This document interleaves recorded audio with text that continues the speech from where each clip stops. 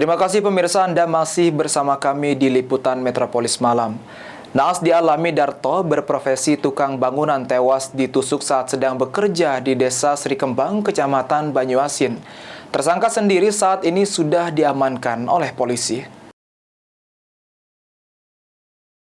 Naas yang dialami Darto berprofesi bangunan ditusuk hingga tewas saat sedang bekerja di Desa Sri Kembang, Kecamatan Betung, Kabupaten Banyuasin.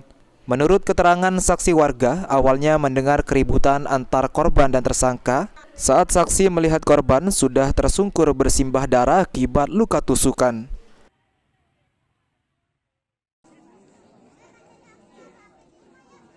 Pak, kejadiannya? Sebenarnya kejadian itu aku di tempat aduan itu, tempat itu. Masalah perdebatan itu aku sama sekali nggak tahu.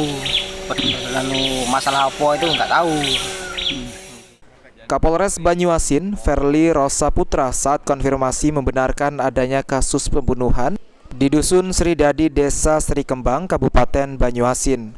Untuk motif pembunuhan itu karena selisih paham antara korban dan tersangka.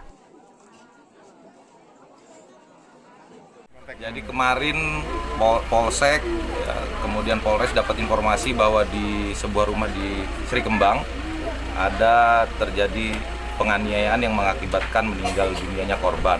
Hal tersebut motifnya sampai saat ini yang kita dapat bahwa ada selisih paham antara korban dan tersangka. Akan tetapi gerak cepat dari Polsek, reserse kriminal yang ada di Polres bergerak kemarin jam 8 kejadian, jam 11.45 tersangka berhasil kita bekuk, berhasil kita amankan di wilayah Babat Supat. Tersangka saat ini sudah diamankan polisi, masih dalam proses pemeriksaan. Suryadi, PAL TV.